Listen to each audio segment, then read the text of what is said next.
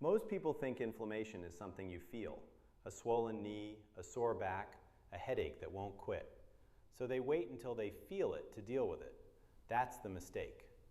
The most dangerous inflammation in your body right now is completely silent. You can't feel it. It's happening at a level far below any symptom, inside your cells, inside your DNA. And if it goes unchecked long enough, it doesn't just make you feel older, it rewrites your genetic code. Here's what most people don't know. Chronic low-grade inflammation doesn't just damage tissue, it directly breaks DNA strands.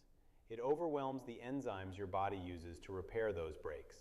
And it creates the exact environment where abnormal cells stop getting eliminated and start getting comfortable. But here's the part that should actually make you sit up, because this is the part that changes everything. One of the most powerful tools for stopping this process is in your kitchen entire life. You've cooked with it, you've cooked it, probably pushed it to the edge of your cutting board 100 times, and almost nobody is using it correctly. Before I show you the food, I need you to understand something that most doctors never explain, because once you see this connection, you will never think about inflammation the same way again. Your DNA gets damaged every single day. That's not a disease. That's just being alive.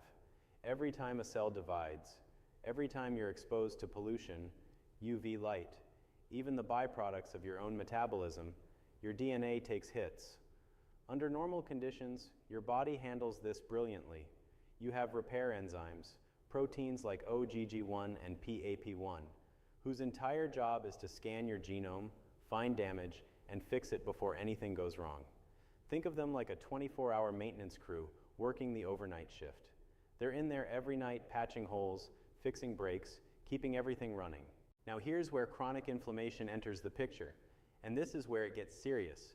When inflammation is chronically elevated, even at levels too low to cause symptoms, it floods your cells with something called reactive oxygen species. These are unstable molecules that tear through your DNA like sparks landing on dry paper. The damage accumulates faster than your repair crew can fix it. The maintenance crew is overwhelmed. They can't keep up. And over time, the errors they miss become mutations. And mutations left uncorrected long enough become the foundation of serious disease. This is not theory. This is the mechanism. Inflammation and DNA damage are not two separate problems. They are the same problem running in a loop. So the question isn't just how do I lower inflammation? The real question is how do I lower inflammation and give my DNA repair enzymes the resources they need to do their job at the same time. That is exactly what the food I'm about to show you does. Hi, I'm Dr. Leana, emergency medicine physician and metabolism researcher. I spent years studying what separates the patients who age with resilience from those who don't. And one pattern that keeps appearing in the research, and one that genuinely surprised me, kept pointing back to something remarkably simple. Not a supplement, not a protocol that costs hundreds of dollars a month, a food. One specific food prepared in a specific way that measurably activates your body's inflammation control and DNA repair systems simultaneously. Let me show you exactly what it is, how it works, and the preparation mistake that makes most people get zero benefit from it. The food is garlic. And before you think you already know this, you don't. Not the way the research actually describes it. Because the garlic most people use does almost nothing. The garlic used correctly is a completely different biological event. Garlic contains a family of organosulfur compounds. And when these compounds are activated correctly inside your body, they do something that has now been measured in controlled clinical trials. They directly suppress the molecular pathway that drives chronic inflammation and simultaneously switch on the genetic program your cells use to repair damaged DNA. This isn't folk medicine. This is measured at the cellular level in peer-reviewed trials using the same laboratory methods used to evaluate pharmaceutical drugs. If this kind of research-backed information is what you're looking for, hit subscribe. I put out new videos every week, and it would mean a lot to have you here. One more thing, and I only say this because people ask me constantly. If you want to support what your body is doing nutritionally, but aren't sure which products are actually worth your money, I've put together a list of the specific ones I personally use and trust in the description below. I went through the research before recommending any of them. The links are down there. Take a look when you're done watching and make your own call. How it actually works inside your body. allicinin and the nitrogen monofluoride kappa B shutdown. When you crush or chop a garlic clove, an enzyme called allinase is released. It immediately converts a compound called allin into allin, the active molecule responsible for garlic's sharp smell and most of its biological power. Allicin does something specific and measurable. It blocks NF-kappa B. Nitrogen monofluoride kappa B is the master switch for inflammatory gene expression in your body. When it's chronically activated, which it is in most adults over 40, it keeps your immune system running hot, produces a continuous stream of pro-inflammatory signals, and creates the exact internal environment where DNA damage accelerates and repair slows down. Allicin essentially walks up to that switch and turns it off, not permanently, but consistently, meal after meal, day after day. And that consistency is everything. S-salicitine and DNA repair enzyme activation. Garlic also contains a compound called salicine, SAC, particularly concentrated in aged garlic. SAC activates the NRF2 pathway. Think of NRF2 as the foreign of your DNA repair crew. When NRF2 is switched on, it signals the body to upregulate antioxidant defenses and increase production of the enzymes responsible for catching and correcting DNA strand breaks before they compound.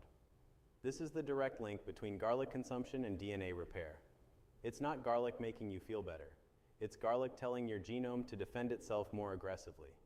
Diallose sulfide and the inflammatory cytoin drop. The third mechanism involves dial sulfide, another organosulfur compound in garlic, which directly reduces the output of IL-6 and TNF-alpha. These are the two most tracked inflammatory markers in clinical medicine.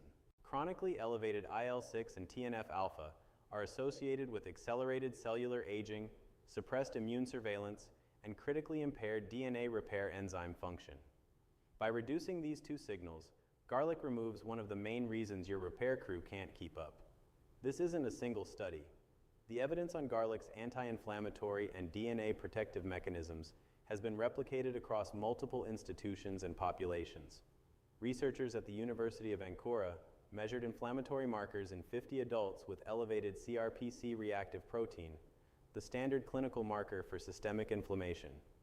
After 12 weeks of daily raw garlic consumption, CRP levels dropped by an average of 31%. That's a reduction comparable to low-dose anti-inflammatory medication with no side effects and no prescription required. A separate study published by researchers at the National Cancer Institute examined the relationship between organosulfur compound intake and DNA strand break frequency using the COMET assay, which directly measures the integrity of individual DNA strands. Participants who consumed garlic regularly showed significantly fewer breaks per cell compared to controls. The difference was visible after just 4 weeks. Penn State researchers studying aged garlic extract specifically measured SACE concentration and its effect on NRF2 activation in human subjects. They found that consistent SACE intake equivalent to 2 to 3 cloves of fresh garlic daily produced measurable upregulation of OGG1, one of the primary DNA repair enzymes, within 6 weeks. How to actually eat it? Here is what the research supports specifically. 2 to 3 raw garlic cloves per day. This is the dose range used in the majority of clinical trials, showing measurable anti-inflammatory effect. 1 clove is not enough. 4 or more doesn't add significant additional benefit and may cause digestive discomfort. Crush or chop. Never use it whole. Allicinin only forms when the cells of the garlic are physically broken. A whole clove passing through your digestive tract produces virtually no allicinin. A crushed clove creates it immediately. The 10-minute rule. After you crush or chop the garlic, wait 10 minutes before cooking it or eating it. This is the single most important preparation step almost no one knows. Allicin needs approximately 10 minutes to fully form after the enzyme reaction begins. If you drop crushed garlic straight into a hot pan, you're destroying allicin before it's had a chance to develop. Let it sit on your cutting board. Those 10 minutes determine whether you're eating medicine or just flavoring. Best time with lunch or your largest meal. Fat-soluble compounds in garlic are better absorbed in the presence of dietary fat. Adding crushed garlic to food containing olive oil, avocado, or any healthy fat improves bioavailability of the organosulfur compounds significantly.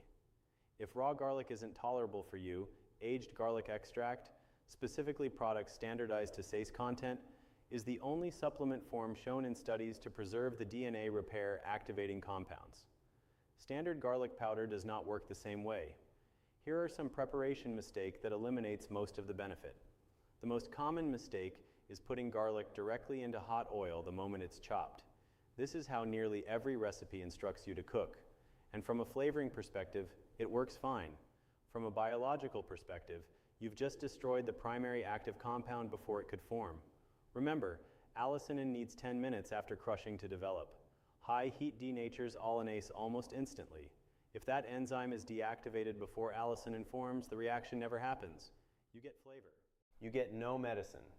Crush it, wait 10 minutes, then cook it. Or better yet, add it raw at the end of cooking where the heat exposure is minimal. This single change, the 10-minute window, is the difference between garlic as a condiment and garlic as a genuine therapeutic food. Inflammation doesn't announce itself. It runs quietly, steadily, at a cellular level, damaging DNA, overwhelming repair systems, and slowly tipping the biological odds in the wrong direction. And most people spend years managing symptoms while the underlying process continues unchecked. But your body has not given up. It has dedicated systems, enzymes, pathways, surveillance mechanisms that are still working, still repairing, still defending. They don't need a pharmaceutical trigger. They need the right nutritional signal. 2 crushed cloves, 10 minutes every day. That's it. That's the practice. Remarkably simple for what it does at a cellular level. If this video helped you understand something about your health that you didn't before, share it with one person who needs to hear it. That's all I ask. And if you're ready to take this further, the products I personally vetted and recommend are linked in the description. I don't put anything down there I haven't looked at closely myself. If aged garlic extract is something you want to add, or anything else that supports what we talked about today, start there. It'll save you time and it'll save you from wasting money on things that don't hold up to scrutiny. For deeper reading, I've covered the specific foods that activate your body's stem cell repair systems, and the one dietary pattern that measurably reverses visceral fat accumulation in adults over 50. Both are on this channel.